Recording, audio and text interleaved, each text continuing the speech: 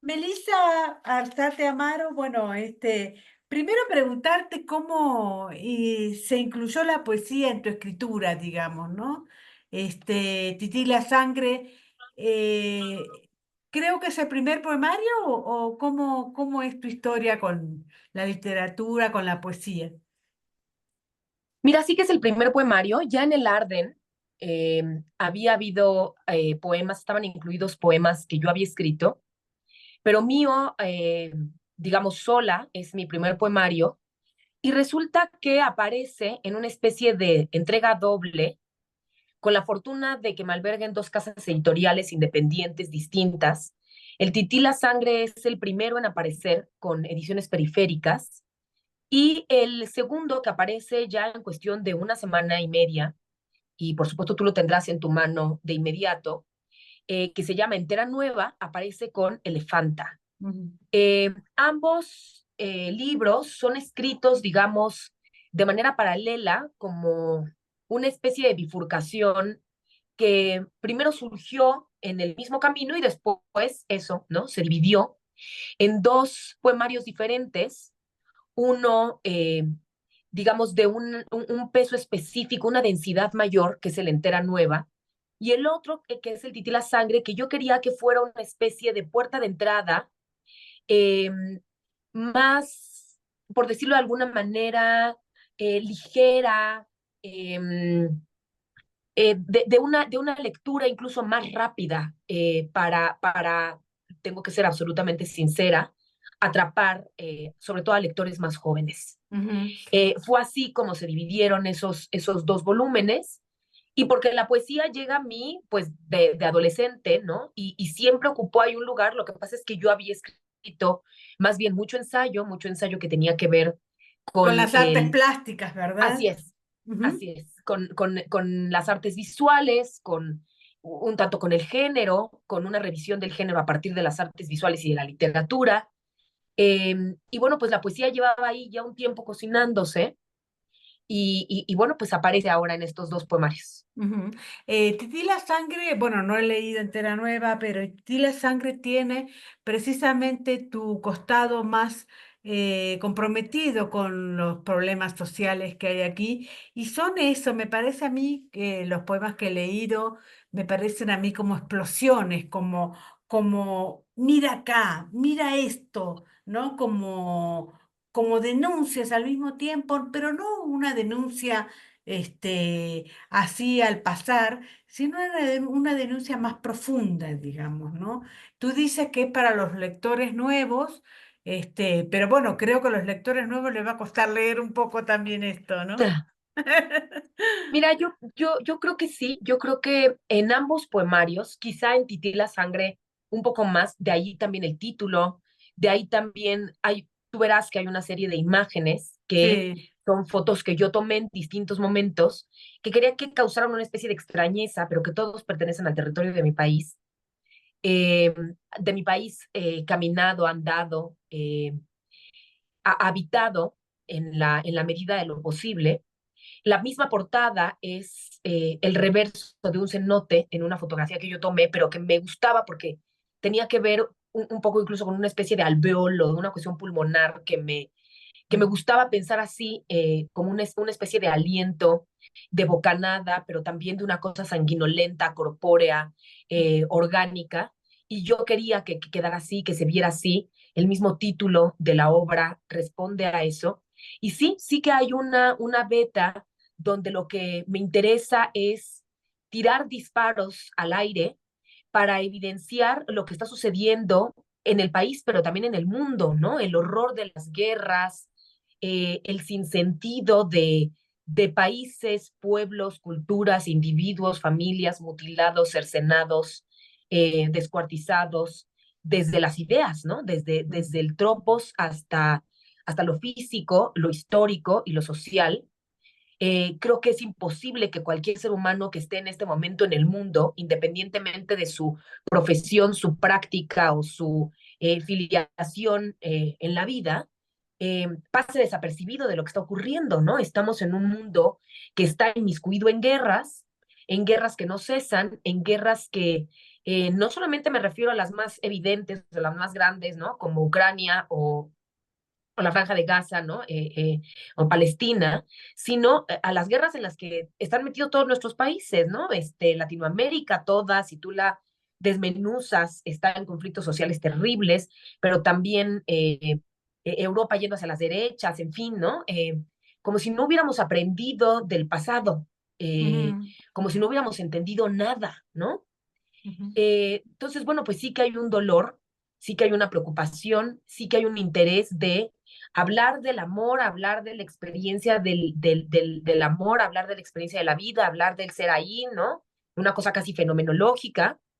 eh, Hablar de mi experiencia en un ser al que le aconteció ser mujer, no porque mi literatura sea feminista, sino porque me aconteció ser una mujer y yo escribo desde el pulmón, desde los pies, desde la piel de una mujer, pero también, por supuesto, no me puedo disociar de la condición social eh, de ciudadana del mundo que me acontece hoy, ¿no?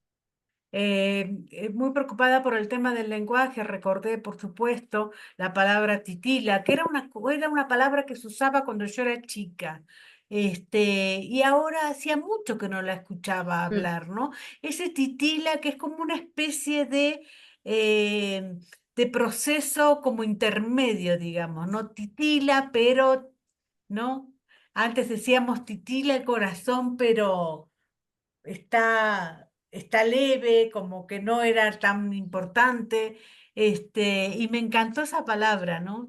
Titila Ah, sangre, me gusta titila mucho tener sangre. entrevistas, me gusta mucho tener entrevistas contigo, Mónica, porque es una mujer brillante, me encanta. Sí, sí, porque con esto tú me das pie a platicarte lo siguiente, que es un gran interés tanto del Tití la Sangre como de la Entera Nueva tiene que ver con el lenguaje. Hay Claro. poemas que comienzan con un título muy específico, no sé, como Maine, que tiene que ver con la mina, y Ujú. entonces hablo de los mineros de pasta de conchos, ¿no? De que todo lo que mina, mina. Eh, de- eh,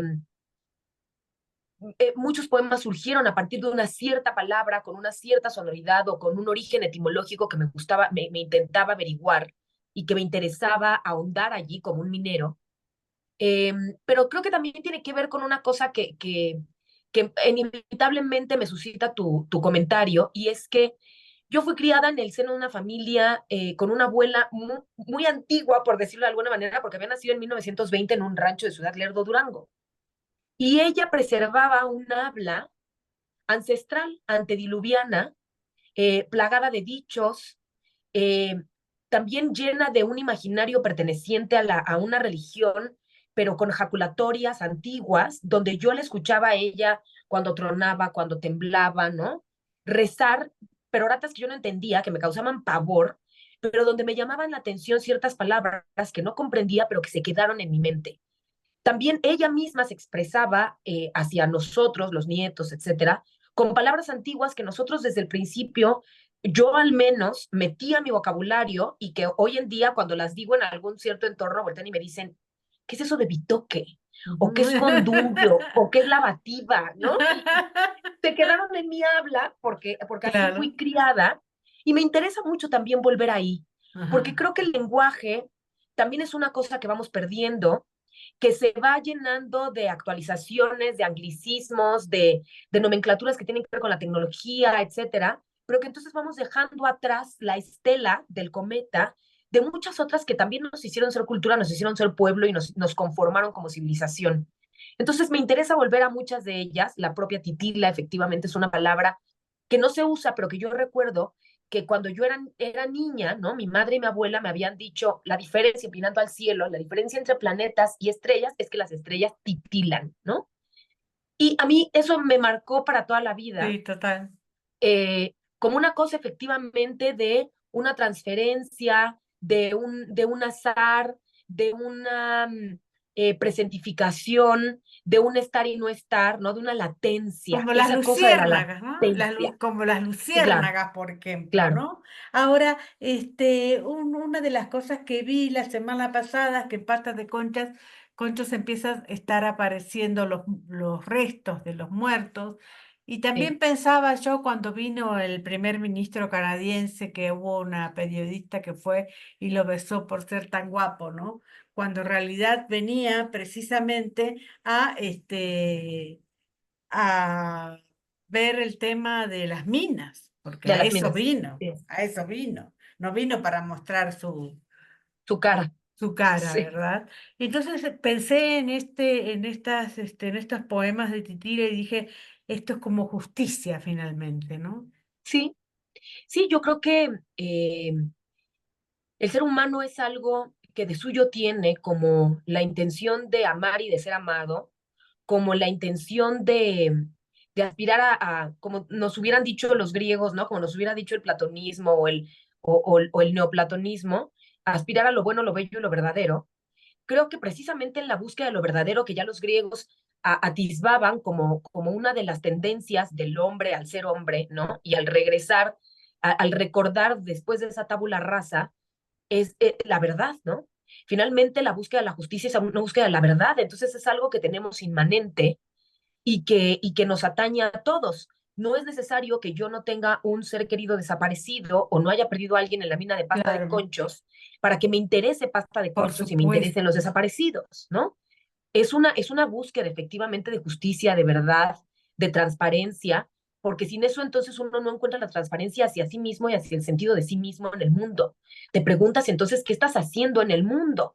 Y creo que precisamente Tití la Sangre tiene que ver con eso, con un cuestionamiento de en este mundo así, que se perfila así, que se presenta así, que se devela así, ¿qué estoy haciendo yo parada en medio de ese mundo, ¿no? Y Sí, creo que a eso va Tití la Sangre. sí, por otro lado, a veces estas preocupaciones tienen que ver con los medios de comunicación los califican un poco de narcisista, cuando al mismo tiempo yo no podía dormir la otra vez pensando en los muertos de Gaza, por ejemplo, ¿no? Claro.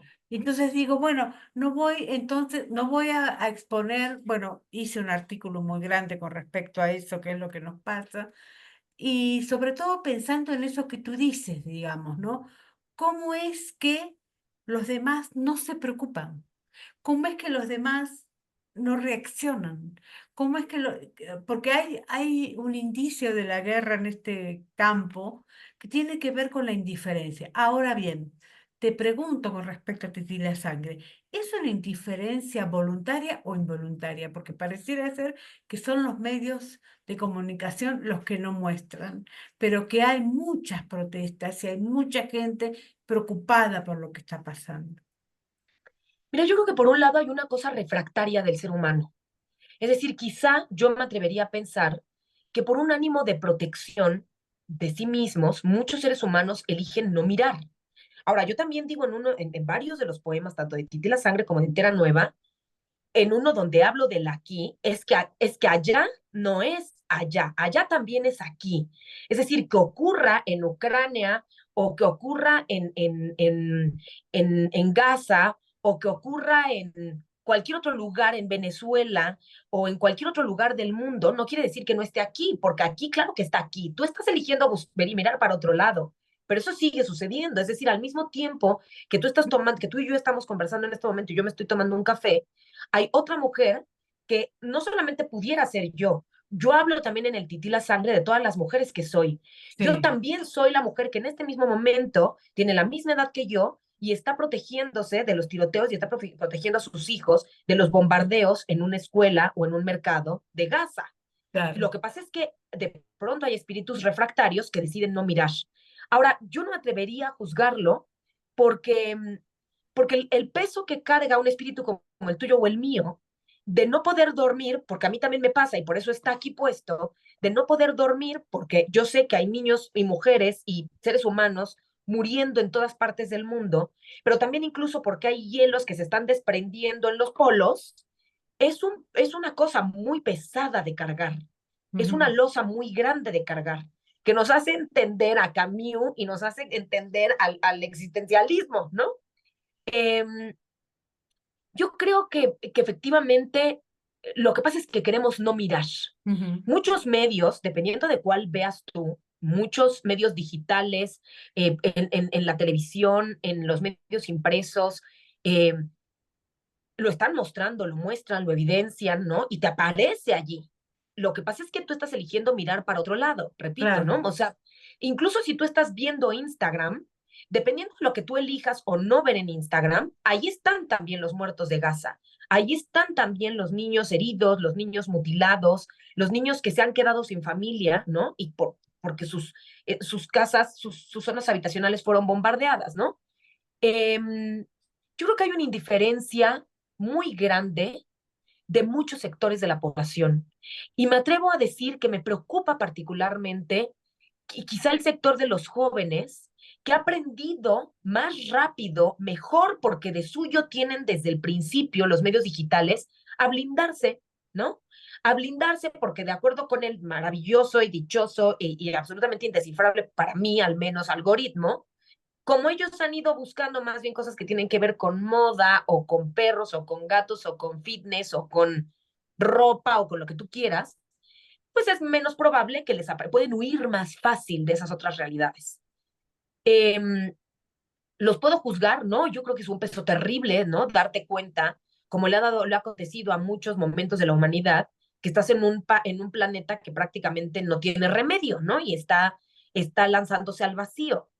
Eh, yo lo que creo es que un libro como Titila Sangre precisamente aspira a ser la otra cara de eso. ujú, Y al ser un libro pequeño, un libro que se puede leer suelto, poema por poema, y que probablemente estoy haciendo todo el intento de que caiga a través de ferias, a través de visitas, incluso escuelas. Una de mis intenciones más grandes con este libro es, por ejemplo, visitar reclusorios femeniles, a través de la llegada a distintos puntos, ser esa llamada hacia el otro lado, ¿no? ujú, perfecto. Eh, Porque creo que va a ser un tanto más.